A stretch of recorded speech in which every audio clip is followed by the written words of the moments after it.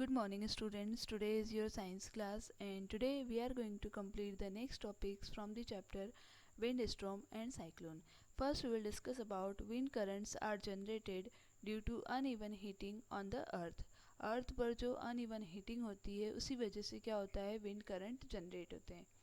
These situations are uneven heating between the equator and the poles. जो poles होते हैं और जो इक्वेटर्स होते हैं वहाँ पर जब अनइवन हीटिंग होती है तो उसी वजह से क्या होता है विंड करंट जनरेट होते हैं. ये तो हो गया first situation. Look, you might have learned in geography that region close to the equator get maximum heat from the sun. The air in these regions gets warm. The warm air rises and the cooler air from the region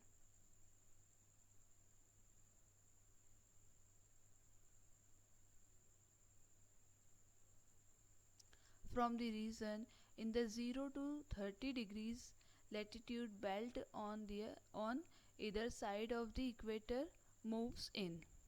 These winds blow from the north and south towards the equator. Students, ऐसे regions जो equator पर located होते हैं वहाँ पर sunlight बहुत ज़्यादा direct fall होती है जिस वजह से एयर ऐसे एरिया की ऐसे रीजन्स की ज़्यादा वार्म हो जाती है और वार्म एयर जो होती है वो बहुत हल्की होती है जिस वजह से वार्म एयर क्या करने लगती है राइज अप होने लगती है. और ये कितना राइज अप होती है तकरीबन 30 डिग्री लेटीट्यूड के साथ. ठीक है, और ये इक्वेटर की तरफ मूव करती है. These winds blow from the north and south towards the equator. और इक्वेटर पर भी किस तरह से मूव करती है नॉर्थ से साउथ की तरफ. ठीक है, at the poles the air is cooler than at the latitudes about 60 degrees. और यदि हम बात करें पोल्स की तो पोल्स पर जो एयर होती है वो ज़्यादा कोल्डर होती है और कितना colder than at latitude about 60 degree. Okay, the warm air at these latitudes rises up and the cold wind from the polar regions rushes in to take its place. और जो वार्म एयर होती है वो क्या होता है इस latitude के साथ मतलब इस लेटीट्यूड पर राइज अप करती है और जब वार्म एयर राइज अप होती है तो वैकेंसी को फुलफ़िल करने के लिए उस जगह पर क्या आ जाती है कोल्ड एयर आ जाती है फ्रॉम दी पोलर रीजन. और कहाँ से आती है पोलर रीजन से. ठीक है, in this way wind circulation is set up from the poles to the warmer latitude as shown in the figure.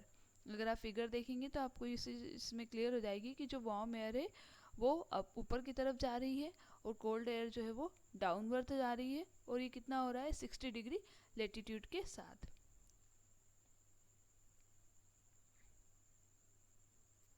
Now see here, I wonder why the winds shown in the figure are not in the exact north and south direction. अगर आप इस picture को देखेंगे इस diagram को देखेंगे तो इस डायग्राम में नॉर्थ और साउथ जो डायरेक्शन है वो इतना क्लियर नहीं हो पा रहा है और ना ही मतलब एग्जैक्टली नहीं हमें समझ में आ रहा है. ठीक है, अब ऐसा क्यों हो रहा है.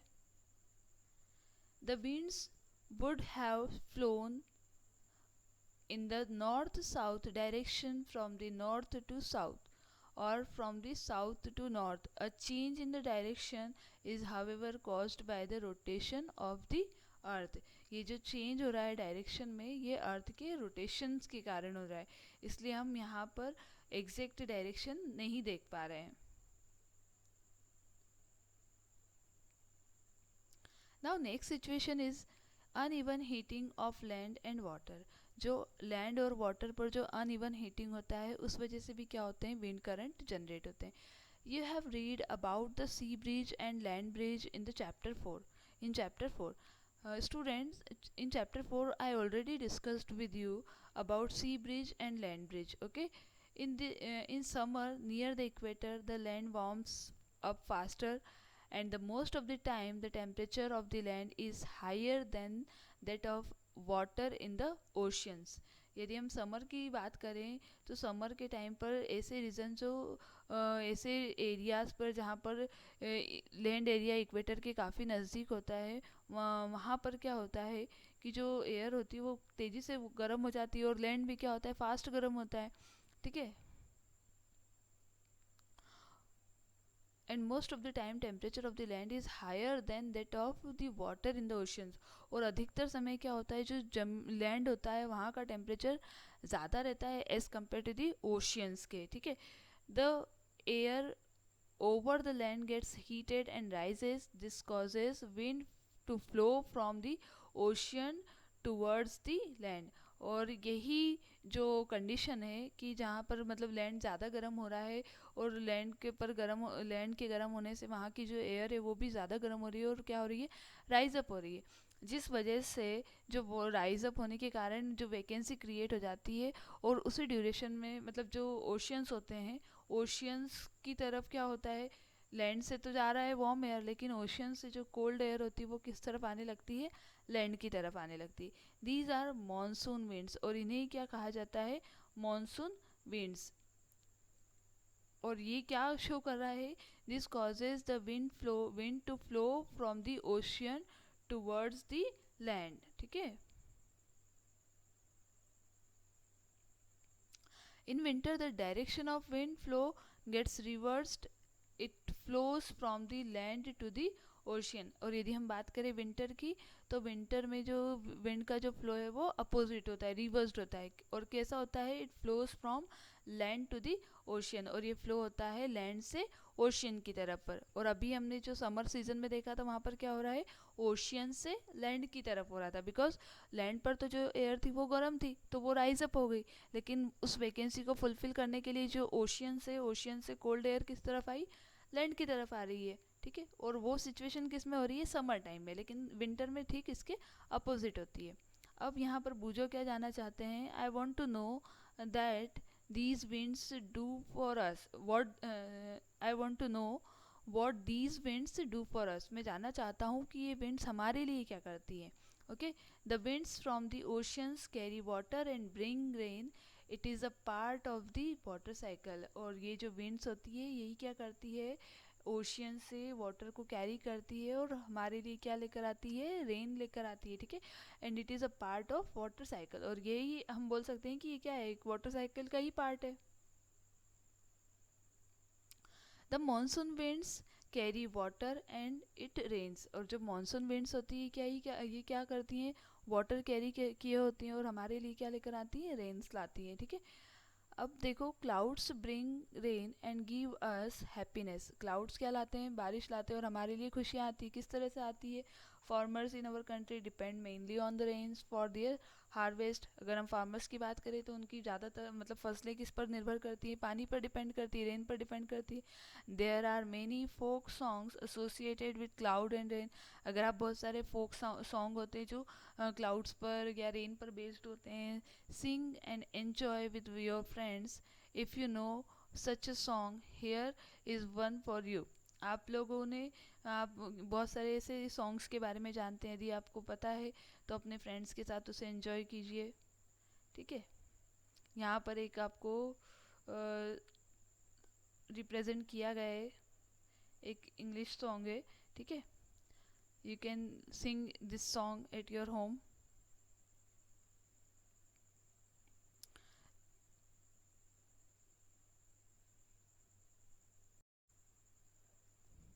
Student, the air tends to rise and causes a drop in pressure. जो एयर है जो राइज अप हो रही, गर्म एयर जो है वो क्या होती है, राइज अप होती है, जिस वजह से टेम्परेचर भी जो है वो प्रेशर जो है वो डिक्रीज होने लगता है. More air rushes to the centre of the storm. और ज़्यादा से ज़्यादा एयर किस तरफ बढ़ने लगती है, स्ट्रोम के सेंटर की तरफ. This cycle is repeated. और ये जो साइकिल है वो बार बार रिपीट होता है. The chain of event ends with the formation of very low pressure system with very high speed winds revolving around it.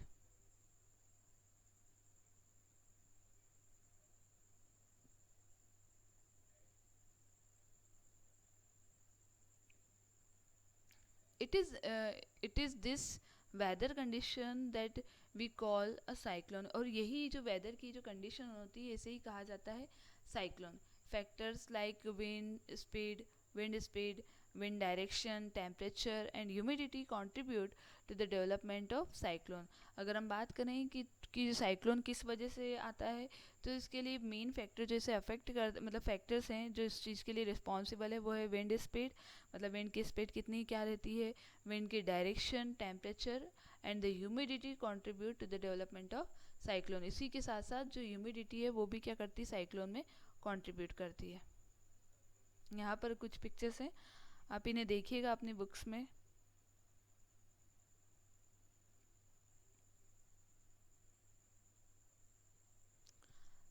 Destructions caused by cyclone. अब cyclone के कारण किस तरह के जो डिस्ट्रक्शंस होते हैं वो देखिए.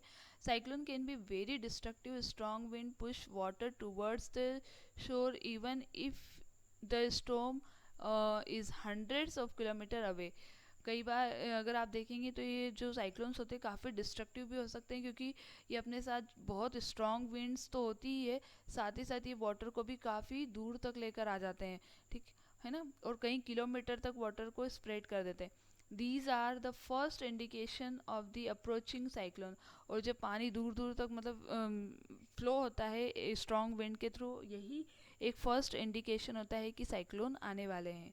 The water waves produced by the wind area so powerful. और जो ये वाटर प्रोड्यूस मतलब जो वाटर वेव्स प्रोड्यूस होती है ये बहुत ज़्यादा पावरफुल होती है, that a person can not overcome them. और कोई भी पर्सन इससे ओवरकम नहीं कर पाता है, बाहर नहीं निकल सकता अगर इसके कांटेक्ट में आ जाए. The low pressure in the I lifts water surface in the centre. और जो ये आई का जो लो प्रेशर जोन होता है यही क्या करता है, वाटर को लिफ्ट करता है सेंटर से, ठीक है. The rising water may be high as 3 to 12 metre. और ये जो वाटर जो राइजिंग हो रहा है, राइज अप होता है, ये तकरीबन 3 to 12 किलोमीटर के अराउंड होता है.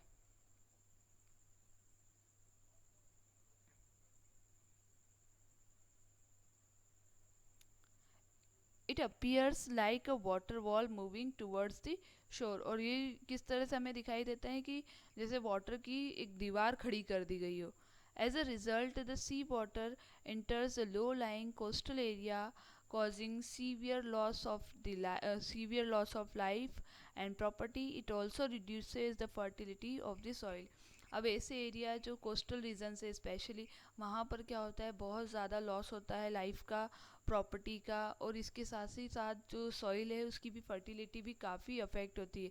Continuous heavy rainfall may further worsen the flood situation. और अगर ये कंटिन्यूस रेनफॉल होता है इस तरह का तो फ्लड की सिचुएशन आ जाती है. High speed winds accompanying cyclone can damage houses, telephones and other communication systems, trees etcetera, causing tremendous loss of life and property.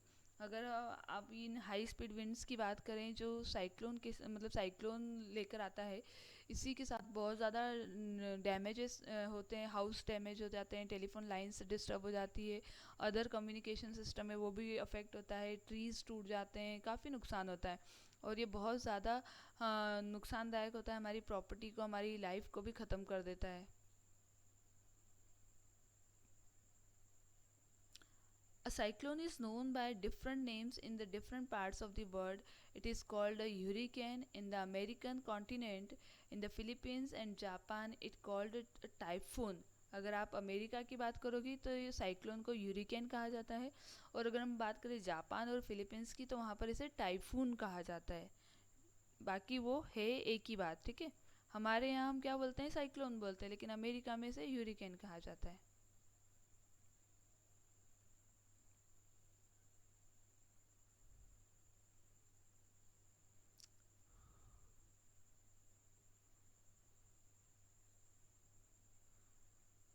Now students, in next class we will discuss the remaining topics.